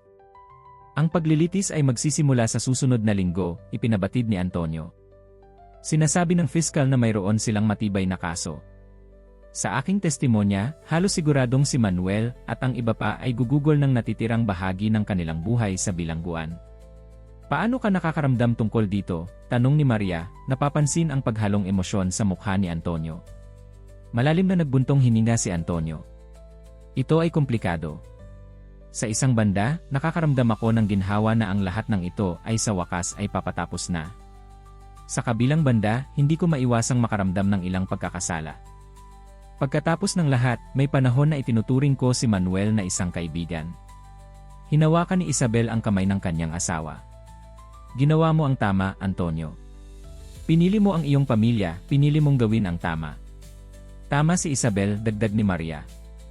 Gumawa ka ng mahirap na desisyon, ngunit ito ay tama. Hindi mo lamang pinoprotektahan ang iyong pamilya, kundi ang maraming iba pang tao na maaaring naging biktima ni Manuel at ng kanyang organisasyon. Ngumiti si Antonio sa kanilang dalawa, ang pasasalamat ay malinaw sa kanyang mga mata. Hindi ko alam kung ano ang gagawin ko kung wala kayong dalawa, malumanay niyang sinabi. Salamat sa pagtayo sa aking tabi sa lahat ng ito. Palagi, sagot ni Isabel, yumuyuko para halikan ang kanyang asawa. Ngumiti si Maria, tunay na nakakaramdam na bahagi ng pamilyang ito na minamahal niya. Gayunpaman, hindi niya maiwasang makaramdam ng isang kirot ng pagkabalisa. Sa kabila ng mga assurance ni Antonio, hindi niya matanggal ang pakiramdam na si Manuel Navarro ay hindi ang uri ng lalaki na madaling susuko. Ang hindi alam ni Maria ay tama ang kanyang mga instinct. Habang nagsisimulang muling itayo ng pamilya Reyes ang kanilang buhay, gumagalaw ang madilim na mga puwersa sa mga anino, nagpaplano ng isang paghihiganti na susubok sa mga pamilyang ugnayan sa isang paraan na wala sa kanila ang maaaring inaasahan. Ang mga linggo ay lumipas, at unti-unti, ang buhay sa Villa Reyes ay nagsimulang humanap ng bagong ritmo. Ang paglilitis laban kay Manuel Navarro at sa kanyang organisasyon ay nasa kasiglahan, at si Antonio ay gumugugol ng mahabang araw sa korte, nagbibigay ng testimonya at haharapin ang kanyang nakaraan. Si Maria ay nag-adjust sa kanyang bagong papel sa pamilya na may is na nagulat sa kanya. Hindi na siya lamang ang tagapag-alaga ni Miguel, kundi isang suportang figura para sa buong pamilya. Tinutulungan niya si Isabel na pangasiwaan ang bahay at social engagements, sinasamahan si Antonio sa kanyang mga sandali ng pag-aalinlangan bago magbigay ng testimonya, at patuloy na maging pundasyon ni Miguel, na tila namumulaklak sa ilalim ng karagdagang pagmamahal at atensyon. Isang maaliwalas na hapon, habang naglalakad si Maria at Miguel sa malapit na parke, gumawa ang bata ng isang obserbasyon na nagulat sa kanya. Maria, sabi niya, ang kanyang boses ay seryoso sa kabila ng kanyang murang edad, si tatay ay mas madalas mumingiti ngayon. At si nanay ay hindi na mukhang malungkot palagi. Nakaramdam si Maria ng isang alon ng pagmamahal para sa mapagmasid na bata. Tama ka, Miguel. Ang iyong mga magulang ay dumaan sa mahihirap na panahon, ngunit ngayon ay bumubuti na ang mga bagay. Dahil ba sa iyo? Tanong ni Miguel, ang kanyang malalaking kulay tsokolating mga mata ay nakapirmi sa kanya. Dahil ba sa pagpili mong manatili sa amin? Yumuko si Maria para mapantayan ang bata, natanggal sa kanyang tanong. Oh, Miguel. Bumubuti ang mga bagay dahil sa maraming dahilan.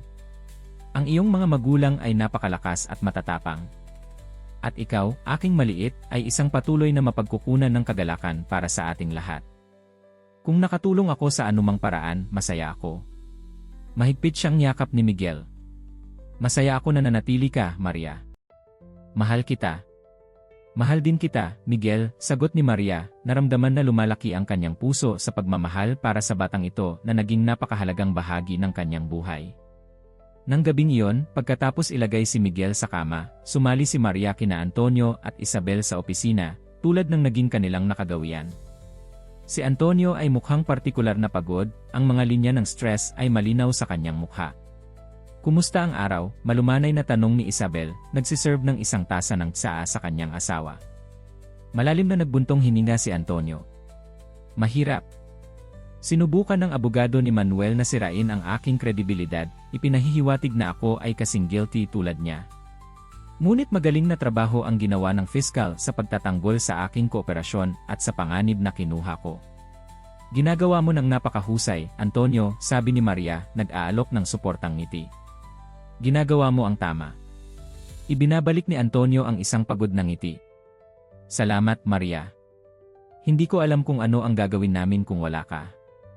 Naging isang biyaya ka para sa pamilyang ito.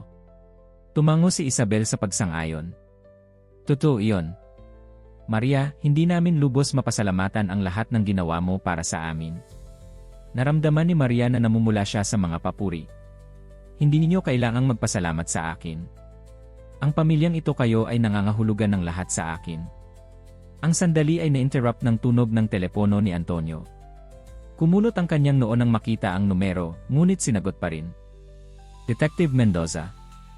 Nakikinig ako. Ang ekspresyon ni Antonio ay nagbago mula sa pagkalito hanggang pag-aalala habang nakikinig. Naiintindihan ko. Siyempre. Gagawa kami ng karagdagang pag-iingat. Salamat sa pag-abiso sa akin. Nang ibaba niya ito, parehas siyang tinitingnan ni Isabel at Maria. Iyon ay si Detective Mendoza, ipinaliwanag ni Antonio, ang kanyang boses ay tense. May na-intercept silang ilang mga nakakabahala na komunikasyon. Mukhang ang ilan sa mga kasama ni Manuel na libre pa rin ay maaaring nagpaplano ng isang bagay. Isang bagay na tulad ng ano? Tanong ni Isabel, ang takot ay malinaw sa kanyang boses. Hindi sila sigurado, sagot ni Antonio. Pero naniniwala ang detective na maaari nilang subukang takutin tayo para baguhin ko ang aking testimonya o i-withdraw ang mga kaso. Naramdaman ni Maria ang isang panginilabot sa kanyang likuran. Inaakala nila na tapos na ang lahat, ngunit muling umaatake ang panganib. Ano ang gagawin natin? Tanong niya, ang kanyang isip ay nagtatrabaho na sa mga paraan para protektahan si Miguel. Pinasa ni Antonio ang kanyang kamay sa kanyang buhok. Isang kilos na natutunan ni Maria na nangangahulugan na siya ay labis na nag-aalala. Iminumungkahi ni Detective Mendoza na dagdagan natin ang seguridad. Magtatakda sila ng 2 opisyal para bantayan ang bahay, at inirekomenda na maging sobrang maingat tayo, lalo na kapag lumalabas. Lumapit si Isabel sa kanyang asawa, hinawakan ang kanyang kamay. Lalampasan natin ito, Antonio. Magkasama. Tumango si Maria sa pagsang-ayon. Kasama ninyo ako. Gagawin ko ang lahat ng aking makakaya para tulungang panatilihing ligtas ang pamilya. Ngumiti si Antonio sa kanilang dalawa, ang pasasalamat ay malinaw sa kanyang pagod na mga mata. Hindi ko alam kung ano ang gagawin ko kung wala kayong dalawa. Salamat sa pagtayo sa aking tabi sa lahat ng ito. Ang susunod na mga araw ay lumipas sa isang estado ng patuloy na alerto. Si Maria ay partikular na mapagbantay kay Miguel, tinitiyak na hindi siya kailanman nag-iisa at palaging nasa paningin ng isang pinagkakatiwalaang adult. Si Isabel ay responsable sa pagpapalakas ng seguridad ng bahay, nag-install ng bagong mga alarma at kamera. Si Antonio, sa kanyang bahagi, ay nagpatuloy sa kanyang testimonya sa paglilitis, determinadong makita na iginagawad ang hustisya sa kabila ng mga banta. Isang hapon, habang tinutulungan ni Maria si Miguel sa kanyang takdang aralin sa hardin, napansin niya ang isang hindi pamilyar na kotse na nakaparada sa kabilang kalye. Isang lalaki na may madilim na salamin ay nakaupo sa manibela, tila nagmamasid sa bahay. Naramdaman na nanlamig ang kanyang dugo, kalmado siyang kumilos para hindi i-alarma si Miguel. Anak, ano sa tingin mo kung tapusin natin ito sa loob? Sa palagay ko nagsisimulang maging malamig dito sa labas. Distraksyon na tumango si Miguel, nakatuon sa kanyang gawaing magkulay. Inakay siya ni Maria sa bahay, huling tumingin sa kahina-hinalang kotse bago isara ang pinto. Sa sandaling ligtas si Miguel sa kanyang silid, nagmadali si Maria na ipaalam kina Antonio at Isabel ang tungkol sa kahina-hinalang kotse. Sigurado ka ba na hindi ito isa sa mga pulis na itinalaga sa ating proteksyon? Tanong ni Antonio, ang kanyang mukha ay tense sa pag-aalala. Umiling si Maria. Hindi, kilala ko ang mga kotse ng mga opisyal. Ito ay naiiba, at ang lalaki may isang bagay sa kanya na nakakahindik. Lumapit si Isabel sa bintana, maingat na nakatingin sa pagitan ng mga kortina. Wala na ang kotse, sabi niya, ang kanyang boses ay nanginginig. Tatawagan ko si Detective Mendoza, nagpasya si Antonio, kinukuha ang kanyang telepono. Kailangan nating palakasin ang seguridad. Habang nakikipag-usap si Antonio sa detective, nagtinginan sina Maria at Isabel, nagbabahagi ng isang tahimik na pangako na gagawin ang lahat ng makakaya para protektahan ang kanilang pamilya. Ang susunod na mga araw ay isang pinaghalong tensyon at tila normalidad. Ang pulisya ay nagdagdag ng kanilang presensya sa paligid ng Villa Reyes, at si Antonio ay kumuha ng karagdagang pribadong seguridad. Nanatili si Maria sa isang patuloy na estado ng alerto, ang kanyang mga mata ay palaging naghahanap ng anumang palatandaan ng panganib. Isang gabi, habang tinutulungan ni Maria na ilagay si Miguel sa kama, nagulat siya ng bata sa isang tanong. Maria, bakit maraming pulis sa paligid ng ating bahay? Naramdaman ni Maria na nadudurog ang kanyang puso. Sa kabila ng kanilang pinakamagandang pagsisikap, napansin ni Miguel ang mga pagbabago. Bueno, Miguel, nagsimula siya, maingat na pumipili ng kanyang mga salita. Minsan, kapag ang mga matatanda ay gumagawa ng napakahalagang mga bagay, tulad ng ginagawa ng iyong tatay sa korte, kailangan nila ng kaunting karagdagang tulong para mapanatiling ligtas ang kanilang sarili. Tinignan siya ni Miguel na may kanyang malalaking kulay tsokoleteng mga mata na puno ng pag-aalala. Nasa panganib ba tayo? Mahigpit na niyakap ni Maria ang bata.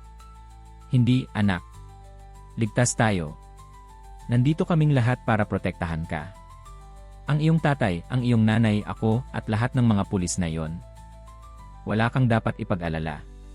Bagamat ang kanyang mga salita ay nagbigay ng kapanatagan kay Miguel, hindi maiwasan ni Maria na makaramdam ng isang kirot ng guilt sa hindi pagiging ganap na tapat sa kanya. Ngunit pinaalalahanan niya ang kanyang sarili na ang pagprotekta sa inosensya ni Miguel ay isa sa kanyang pangunahing responsibilidad. Kinabukasan, ang paglilitis ay umabot sa huling yugto nito. Nagbigay si Antonio ng kanyang huling testimonya, harap-harapang kinakaharap si Manuel Navarro sa bulwagang ng korte. Naghintay ng may pagkabalisa sina Maria at Isabel sa bahay, nakatingin sa telepono. Nang sa wakas ay dumating ang tawag mula kay Antonio, parehas nilang pinipigil ang kanilang hininga. Tapos na, sabi ni Antonio, ang kanyang boses ay pinaghalong kaluwagan at pagod. Ang hurado ay naglabas ng kanilang hatol. Si Manuel at ang lahat ng iba pa ay napatunayang guilty. Gugugol sila ng natitirang bahagi ng kanilang buhay sa bilangguan. Naglabas si Isabel ng isang hikbi ng ginhawa, niyayakap si Maria. Salamat sa Diyos, bulong niya. Sa wakas ay tapos na. Ngunit hindi matanggal ni Maria ang isang pakiramdam ng pagkabalisa. May isang bagay sa loob niya na nagsasabi sa kanya na hindi ito ang katapusan, kundi marahil ang simula ng isang bagay na mas mapanganib pa. Ang kanyang mga takot ay nakumpirma ng gabing iyon. Si Antonio ay bumalik sa bahay, at ang pamilya ay nagdiriwang ng pagtatapos ng paglilitis sa isang espesyal na hapunan. Si Miguel ay nasa kama na, at ang tatlong matatanda ay nasa dining room, nagtatamasa ng isang sandali ng kapayapaan pagkatapos ng mga linggo ng tensyon. Biglang lahat ng ilaw sa bahay ay namatay. Ano ang nangyayari? Tanong ni Isabel, ang kanyang boses ay nanginginig sa dilim. Bago pa man makasagot ang sinuman, narinig ang tunog ng nabibiyak na salamin sa isang bahagi ng bahay. May pumasok, bulalas ni Antonio. Mabilis, sa safe room. Naramdaman ni Maria na sinasakop siya ng takot, ngunit pinilit niya ang kanyang sarili na manatiling kalmado. Si Miguel, sigaw niya. Kailangan nating kunin si Miguel. Hindi na naghintay ng sagot, tumakbo si Maria patungo sa hagdan sa dilim, ang kanyang puso ay malakas na tumitibok. Nakarinig siya ng mabibigat na yapak sa unang palapag, lalaking mga boses na nagsisigaw ng mga utos. Umabot siya sa silid ni Miguel nang bumukas ang pinto. Ang bata ay nakatayo sa tabi ng kanyang kama, ang kanyang mga mata ay malaki at takot na takot sa kulimlim. Maria, bulong niya, ang kanyang boses ay nanginginig. Anong nangyayari? Yaye, anak, sagot ni Maria, kinukuha siya sa kanyang mga bisig. Magiging maayos ang lahat. Maglalaro tayo ng isang laro, okay? Magiging napakatahimik tayo at magtatago. Dinala ni Maria si Miguel sa aparador, isinara ang pinto sa likod nila habang nakarinig ng mga hakbang sa pasilyo. Nagtago sila sa likod ng aparador, niyayakap ni Maria si Miguel ng mahigpit, bumubulong ng mga salitang pampakalma sa kanyang tainga. Ang mga hakbang ay lumapit sa silid. Pinigil ni Maria ang kanyang hininga, tahimik na nagdarasal para sa isang himala. Biglang nakarinig ng mga sigaw at tunog ng isang away sa pasilyo. Pulisya! Lahat sa sahig! Nakaramdam si Maria ng isang alon ng ginhawa. Dumating na ang tulong. Ngunit ang kanyang ginhawa ay maikli lamang nang makarinig siya ng isang putok, sinundan ng higit pang mga sigaw at tunog ng mga katawan na bumabagsak. Maria! Miguel, iyon ang boses ni Antonio, puno ng panik. Dito, sigaw ni Maria, palabas ng aparador na may si Miguel pa rin sa kanyang mga bisig. Nandito kami. Pumasok si Antonio sa silid, na sinusundan ng malapit ni Isabel at ilang mga opisyal ng pulisya. Sa loob ng ilang segundo, si Miguel ay nasa mga bisig ng kanyang mga magulang, ang tatlo ay mahigpit na nagyayakapan. Minamasdan ni Maria ang eksena na may halong ginhawa at pagod. Napakalapit nila sa kapahamakan, ngunit sa ilang paraan, nakaligtas sila. Habang inaalis ng mga pulis ang mga nakahuli na mga nanloloob, lumapit si Detective Mendoza sa pamilya. Ito ang huling mga natitirang miyembro ng organisasyon ni Navarro, ipinaliwanag niya. Sinubukan nila ang huling desperadong atake. Ngunit binabantayan namin sila. Hindi kayo tunay na nasa panganib. Tumango si Antonio, nagpapasalamat sa detective. Pagkatapos ay bumaling siya kay Maria, inaabot ang isang braso para isama siya sa pamilyang yakap. Salamat, sabi niya, ang kanyang boses ay puno ng emosyon. Sa pagprotekta kay Miguel, sa pakikisama sa amin sa lahat ng ito. Hindi ko alam kung ano ang gagawin namin kung wala ka. Naramdaman ni Maria ang mga luha na tumataka sa kanyang mga pisngi habang sumali siya sa yakap. Sa wakas, pagkatapos ng mga buwan ng takot at kawalan ng katiyakan, tila tunay na natapos na ito. Ang pamilya ay ligtas, nagkakaisa, at mas malakas kaysa dati. Habang nagsisimulang sumilip ang araw sa horizon, binabaha ang silid ng isang malambot na ginintuang liwanag, alam ni Maria na, anuman ang mangyari, ito ang kanyang pamilya ngayon. At gagawin niya ang anumang bagay para protektahan sila. Ang susunod na mga araw pagkatapos ng tangkang pag-atake ay isang buhawi ng aktibidad. Ang pulisya ay pumapasok at lumalabas, kumukuha ng mga pahayag at pinatitibay ang seguridad. Ang mga mamamahayag ay nagkakampo sa harap ng Villa Reyes, sabik na makakuha ng eksklusibong balita tungkol sa dramatikong pagtatapos ng kaso Navarro. Ngunit sa loob ng bahay, ang pamilya Reyes at si Maria ay kumakapit sa katahimikan na natagpuan nila sa gitna ng bagyo. Isang umaga, Habang naghahanda si Maria ng almusal, naramdaman niya ang ilang maliliit na bisig na nakapalibot sa kanyang baywang. Humarap siya para masalubong si Miguel, ang kanyang mga mata ay maantok pa rin ngunit puno ng pagmamahal. Magandang umaga, maliit, ngumiti si Maria, yumuyuko para makapantay siya. Nakatulog ka ba ng mabuti? Tumango si Miguel, ngunit may isang seryosidad sa kanyang mukha na nagpaalala kay Maria. Maria, sabi ng bata, ang kanyang boses ay halos isang bulong, babalik pa ba ang masasamang lalaki? Naramdaman ni Maria na dumudurog ang kanyang puso. Sa kabila ng kanilang pinakamagandang pagsisikap, si Miguel ay nakasaksi ng higit pa kaysa sa dapat na nakikita ng isang bata sa kanyang edad. Kumuha siya ng isang sandali para maingat na isaalang-alang ang kanyang sagot.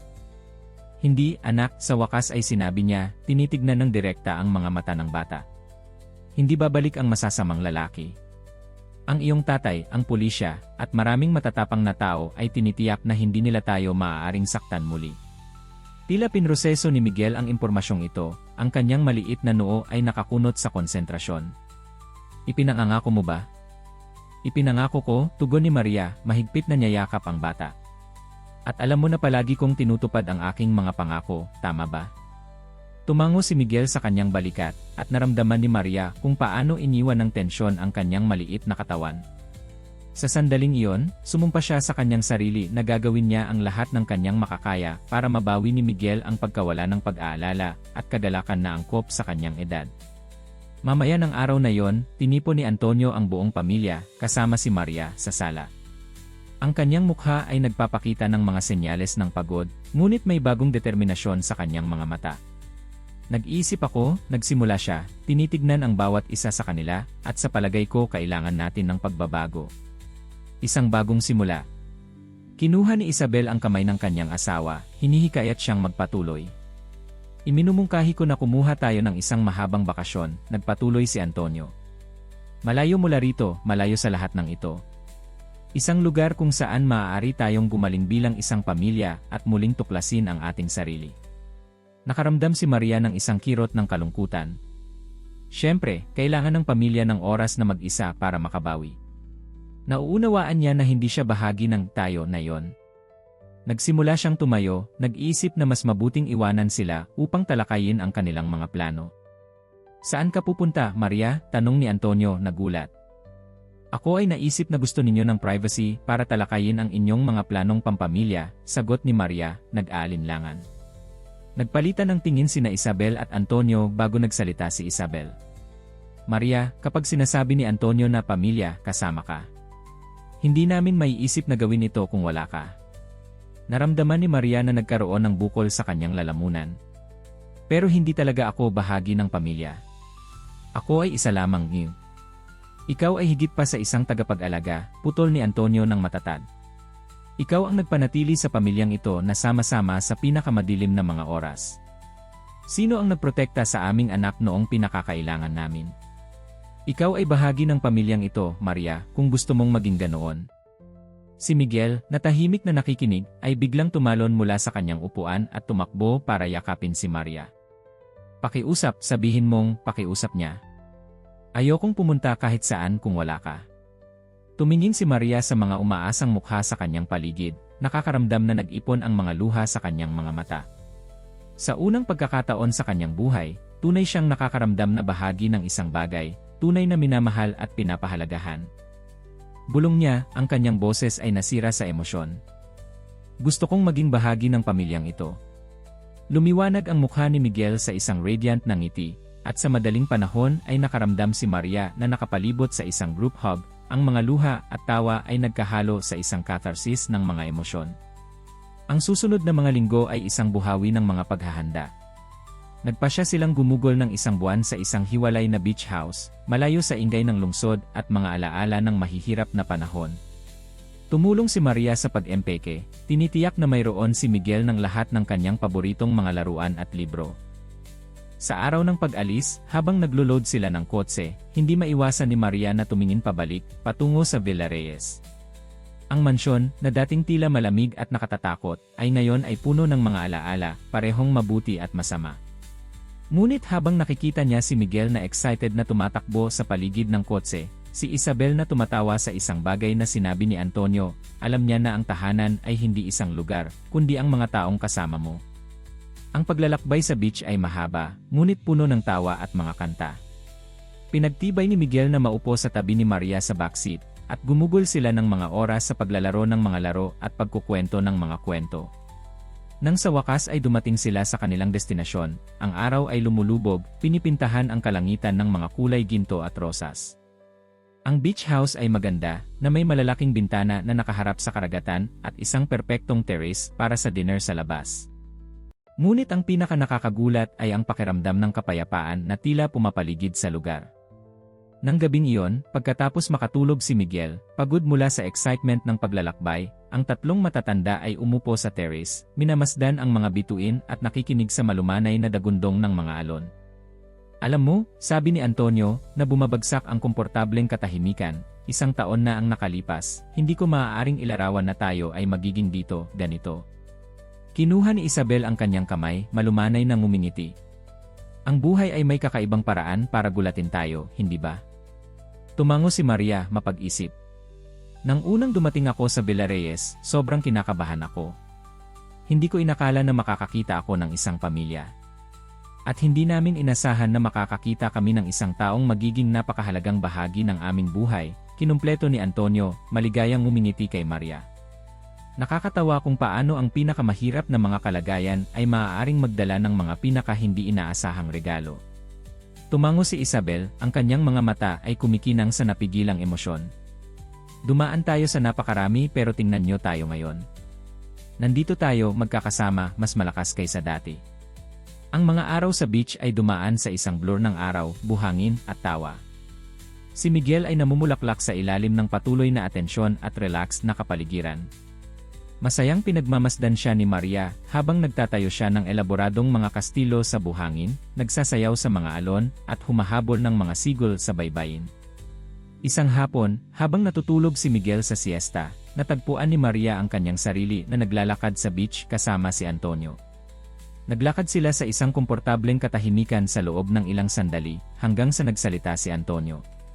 Alam mo, Maria, nagsimula siya, ang kanyang boses ay malumanay ngunit seryoso, hindi pa kita napagsasalamatan ng sapat para sa lahat ng ginawa mo para sa amin. Naramdaman ni Maria na namumula siya. Hindi kailangan talaga. Binigyan mo na ako ng napakarami. Umiling si Antonio. Hindi kailangan. Nang dumating ka sa aming buhay, ako ay buweno, ako ay isang gulo. Labis akong nalulunod sa guilt ng aking nakaraan, desperadong protektahan ang aking pamilya, na inilalayo ko sila. Ngunit ikaw ang nagpanatili sa aming magkakasama. Binigyan mo si Miguel ng pagmamahal at atensyon na hindi ko maibigay sa kanya sa oras na yon. Sinuportahan mo si Isabel nang wala ako roon. At tinulungan mo akong magkaroon ng tapang para gawin ang tama. Nakaramdam si Maria na nag-ipon ang mga luha sa kanyang mga mata. Antonio, ako Hayaan mo akong tapusin, sabi niya ng malumanay. Ang gusto kong sabihin ay salamat. Salamat sa pagiging lakas na kailangan ng aming pamilya. Salamat sa hindi pagsuko sa amin, kahit na naging mapanganib ang mga bagay. At salamat sa pagtanggap sa amin bilang iyong pamilya. Hindi na napigilan ni Maria ang mga luha. Niyakap siya ni Antonio, at sa isang sandali, nanatili silang ganoon, ang tunog ng mga alon at ang hiyaw ng mga sigol bilang tanging background music. Nang sila ay maghiwalay, si Antonio ay may mapaglarong ngiti sa kanyang mukha. Ngayon, ano sa tingin mo kung gisingin natin ang maliit na natutulog at turuan siyang mag-surf? Tumawa si Maria, pinapahid ang kanyang mga luha. Tila perpekto iyon. Ang mga araw ay naging mga linggo at bago nila malaman, oras na upang bumalik sa bahay. Ngunit habang inembalaje nila ang kanilang mga gamit, napansin ni Maria na may isang bagay na nagbago. Hindi na niya iniisip ang Villarreyes bilang lugar kung saan siya nagtatrabaho, kundi bilang kanyang tahanan. Ang paglalakbay pabalik ay puno ng mga nasasabik na plano para sa hinaharap. Hindi tumitigil si Miguel sa pagsasalita tungkol sa kung paano niya gustong i-redecorate ang kanyang silid na may mga temang beach. Si Isabel ay nagtatalo ng mga ideya para sa isang welcome party para sa kanilang pinakamalapit na mga kaibigan. At si Antonio, Si Antonio ay nagsasalita tungkol sa isang bagong simula ng paggamit ng kanyang mga resources at koneksyon para gumawa ng mabuti, para gumawa ng kaibahan. Nang sa wakas ay dumating sila sa Villarreyes, nagulat si Maria sa kung gaano kaiba ang hitsura ng lahat. Ang mansyon, na dating tila malamig at nakatatakot, ngayon ay tumayo na maligayang pamilyar. Maligayang pagbabalik sa bahay, sabi ni Aling Elena, sumasalubong sa kanila sa pinto na may maligayang ngiti. At habang tumatawid sila sa threshold, alam ni Maria na ito ay totoo. Siya ay nasa bahay. Ang sumunod na mga buwan ay nagdala ng maraming positibong pagbabago. Si Antonio, tapat sa kanyang salita, ay nagsimulang gumamit ng kanyang mga koneksyon at resources para itatag ang isang foundation na tumutulong sa mga kabataang nasa panganib. Nag-aalok sa kanila ng mga oportunidad at suporta upang maiwasan silang mahulog sa krimen. Si Isabel ay aktibong nasangkot sa mga charity work, lalo na ang mga nakatuon sa mga pamilyang nangangailangan. Si Maria, sa kanyang bahagi, ay nakahanap ng bagong layunin. Bukod sa kanyang papel sa pamilya, nagsimula siyang mag-aral ng child psychology, na inspirado ng kanyang karanasan kay Miguel at ang kanyang pagnanais na tulungan ang ibang mga bata na dumaan sa mahihirap na sitwasyon. Lumaki si Miguel na masaya at ligtas, napapaligiran ng pagmamahal ng kanyang pinalawak na pamilya. Ang kanyang tawa ay pumupuno sa bahay, binubura ang huling mga bakas ng tensyon at takot na dating naninirahan doon. Isang hapon, habang ang buong pamilya ay nagtatamasa ng isang barbecue sa hardin, natagpuan ni Maria ang kanyang sarili na minamasdan ang eksena na may pakiramdam ng kaganapan na hindi pa niya naranasan dati. Si Antonio ay nasa grila, nagbibiro kay Miguel habang nagluluto. Si Isabel ay masayang nakikipag-usap kay Aling Elena na sumali sa kanila para sa okasyon. Isang sentimo para sa iyong mga iniisip, sabi ng isang boses sa kanyang tabi. Humarap si Maria para makita si Isabel na ngumingiti sa kanya. Iniisip ko lang kung gaano nagbago ang lahat, tugon ni Maria. Kung gaano ako kapalad na maging bahagi nito. Kinuha ni Isabel ang kanyang kamay, malumanay na pinisil ito. Kami ang mapalad, Maria. Iniligtas mo kami sa maraming paraan. Bago pa makasagot si Maria, tumakbo si Miguel patungo sa kanila, ang kanyang mga mata ay nagniningning sa excitement. Nanay! Maria!